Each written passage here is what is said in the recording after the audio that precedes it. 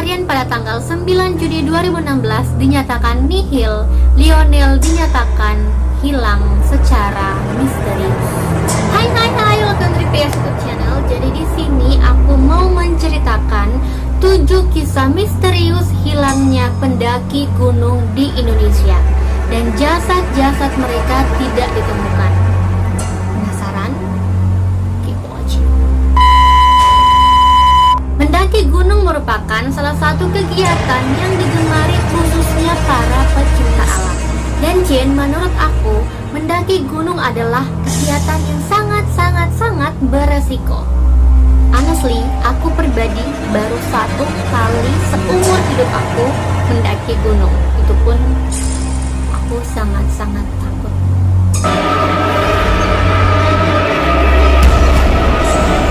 Yang pertama, Surya Ibrahim Dompas.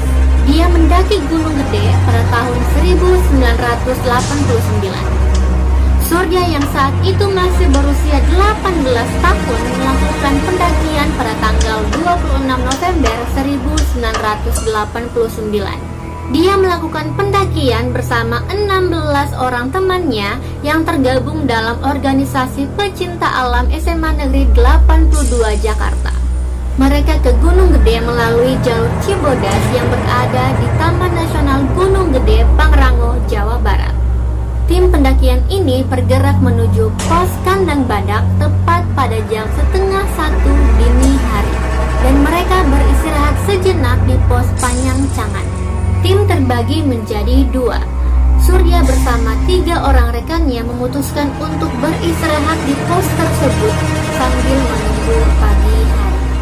Sedangkan Chin, 13 orang lainnya melanjutkan pendakian menuju Puncak Gede. Tim pendakian yang telah berangkat terlebih dahulu mencapai Puncak Gede pada jam 5:30 subuh. Tapi Chin, hingga jam 12 siang, Surya dan ketiga rekannya tidak mencapai Puncak Gede. Ketika tim pertama memutuskan untuk kembali ke pos kandang badak, Surya dan ketiga orang temannya sudah melewati pos kandang badak. Tapi masih dalam perjalanan menuju Puncak Gede, sempat berpapasan di Tanjakan Setan pada jam 1:30 siang. Saat berpapasan, tim pertama mengajak Surya dan ketiga orang temannya untuk turun sebelum turun hujan dan gelapnya malam, karena kondisi saat itu sudah mendung. Namun yang mengikuti ajakan turun hanya 1 orang, sedangkan Surya dan kedua temannya masih ingin melanjutkan pendakian menuju Puncak Gede. Dan ketiga orang tersebut mencapai Puncak Gunung Gede pada jam 2 siang. Lalu kedua teman Surya ini memutuskan untuk turun mengikuti rombongan melalui jalur Cibodas. Tetapi Chin, Surya masih ingin melanjutkan perjalanan melewati alun-alun Surya Kencana dan turun melewati jalur Gunung Putri. Pada pukul 14.40, 2 rekan Surya ini mulai bergerak kembali menuju Cibodas dan sempat diantar oleh Surya sampai pada pohon pertama dari puncak. Kemudian Surya melanjutkan perjalanan menuju alun-alun Surya Kencana melewati puncak Gunung Gede. Surya masih sempat dilihat oleh rekannya menuju Puncak Gede. Disinilah saat terakhir Surya terlihat dan tidak kembali pulang. Sebanyak 30 tim SAR yang berasal dari masyarakat Cibodas, perkumpulan pecinta alam, instansi terkait, dan swasta yang hampir berjumlah 190 orang pada pencarian itu tidak membuahkan hasil. Pada saat operasi SAR ditemukan beberapa pendaki yang hilang sebelum Surya. Tapi Chin, sudah 30 tahun berlalu, Surya tidak ditemukan seakan raib ditelan bumi.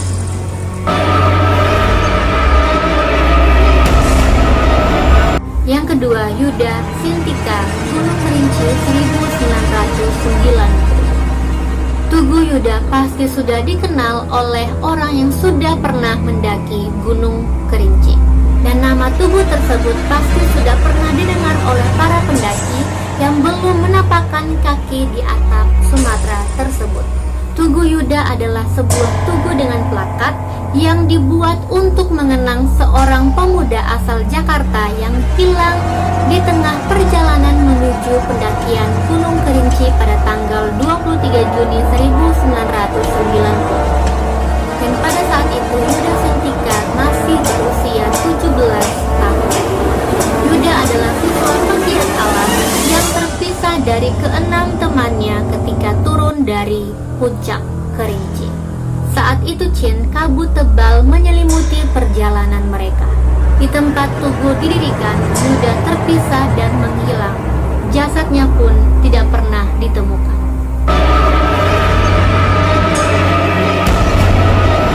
Yang ketiga, Vincentius Suryadinata, Gunung Argopuro 2006.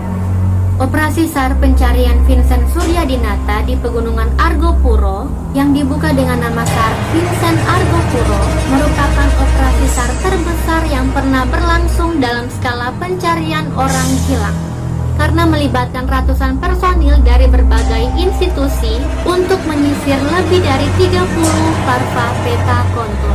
Operasi ini memakan waktu 2 hari dan termegah karena mengeluarkan biaya yang cukup besar untuk logistik, genset, puluhan kilometer streamline, telepon satelit, dan penyewaan helikopter untuk evakuasi. Vincent merupakan mahasiswa pecinta alam dari Universitas Katolik Parayangan Bandung, melakukan pendakian di Gunung Argopuro seorang diri, melalui rute pendakian di Pulau Jawa, dari jalur Larek Timur di perairan Situbondo. Setelah sebelumnya menyelesaikan trek-in di Taman Nasional Alas Purwo. Saat itu rute pendakian akan segera ditutup karena cuaca saat itu sedang buruk dan telah diberitakan terjadi longsor dan banjir bandang di beberapa titik lereng selatan di Pegunungan Argopuro. Di kompleks area puncak di Pos Sentor, Vincent sempat berpapasan dengan rombongan pendaki terakhir yang mendaki dari jalur lereng barat sebelum kawasan Pegunungan Argopuro ditutup untuk pendakian. Menurut keterangan saksi tersebut, Vincent hanya membawa daypack atau tas punggung. Tim SAR menemukan tenda, carrier, GPS, dan perlengkapan Vincent lainnya yang ditinggalkan di Pos Sentor, termasuk sebuah buku kuno yang berbahasa Belanda yang menjadi referensi survivor. Tim SAR juga membelah jalur-jalur pendakian kuno zaman Belanda yang tercatat di buku tersebut yang sebagian besar telah tertutup karena sudah lama tidak digunakan. Namun, hingga hari terakhir operasi SAR ditutup, Vincent belum ditemukan. Dan hingga saat ini, keberadaan Vincent masih misterius.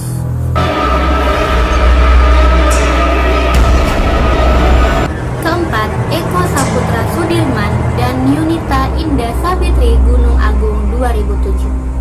3 orang mahasiswa yang berasal dari pecinta alam Widyatama Brahmatala Bandung hilang saat melakukan pendakian di Gunung Agung, antara lain Muhammad Iqbal, Eko Saputra Sudirman, dan Yunita Indah Savitri.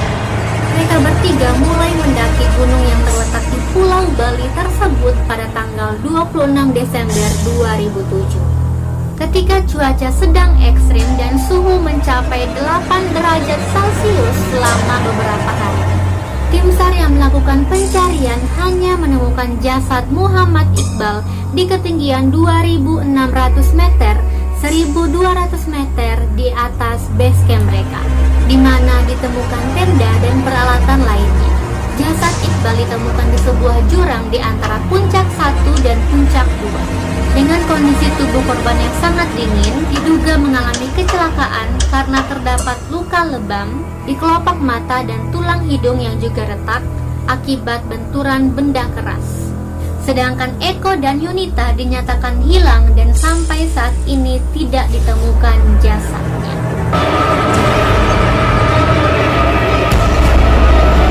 Yang kelima, Reni Komalasari, Gunung Cikuray 2009.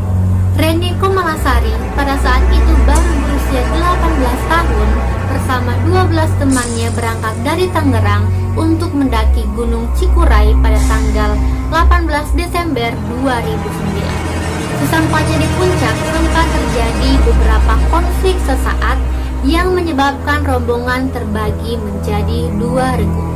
Regu pertama yang terdiri dari 7 orang turun terlebih dahulu. Reni dan 4 orang temannya tertinggal di belakang dan sejenak beristirahat di puncak bayangan.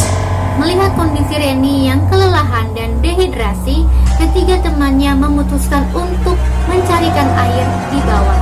Namun selang beberapa lama ketiga temannya tidak kunjung kembali. Khawatir hari mulai gelap, satu orang temannya berinisiatif untuk menjemput 3 orang temannya di bawah dan meninggalkan Reni di puncak bayangan. Setiba 4 temannya kembali ke puncak bayangan, mereka terkejut karena melihat Reni sudah tidak ada di tempat.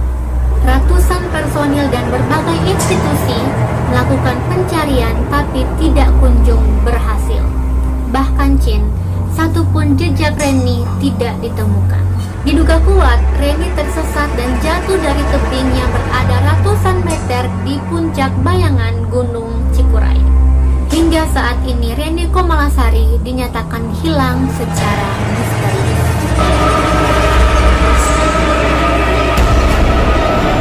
Yang keenam, Setiawan Maulana, Gunung Kerinci 2014. Setiawan Maulana baru berusia 22 tahun melakukan pendakian di Gunung Kerinci bersama 12 temannya dan didampingi pemandu pada tanggal 25 Desember 2014 pada pukul 12 siang. Dikarenakan adanya badai dan cuaca buruk, sampainya di shelter 2, mereka menghentikan perjalanan untuk menggelar diskusi kecil, mencari kesepakatan melanjutkan perjalanan atau tidak. Mereka sepakat untuk tidak melanjutkan pendakian dan memutuskan untuk turun. Akan tetapi Chin, Setiawan dan 1 orang rekannya memutuskan untuk melanjutkan perjalanan mendaki ke puncak. Keduanya berhasil menuju puncak dan ketika turun tepat di Tugu Yuda mereka terpisah. Setiawan bergegas turun mendahului temannya. Rekan yang ditinggalkannya berhasil menuju base camp, tetapi Setiawan tidak kunjung sampai di base camp dan dimungkinkan mengambil jalur yang salah karena saat itu jarak pandang terbatas karena kabut tebal. Tim SAR yang melakukan pencarian tidak kunjung berhasil menemukan Setiawan. Sampai saat ini Setiawan menghilang secara misterius.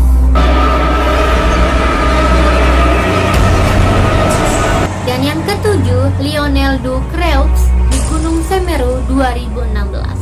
Pertengahan tahun 2016, kedutaan Swiss dibuat kalang kabut. Warga negara mereka, Lionel, menghilang di Gunung Semeru.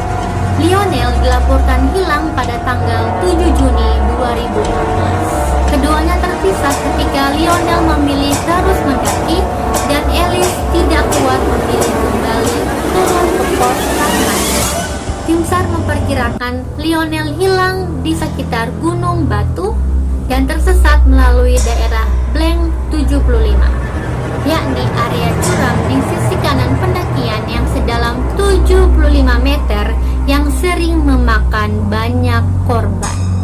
Pencarian Lionel dimulai pada tanggal 9 Juni 2016 dengan bantuan keluarga dan kedutaan. Pencarian pada tanggal 9 Juni 2016 dinyatakan nihil. Lionel dinyatakan hilang secara misterius. Nah, itu Chin 7 kisah misterius hilangnya pendaki gunung di Indonesia dan jasadnya sampai saat ini tidak ditemukan.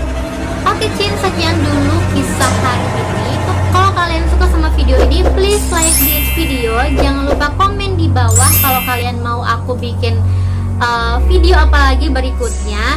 Dan jangan lupa subscribe channel aku dan nyalain notifikasinya supaya kalian gak akan ketinggalan sama video aku berikutnya.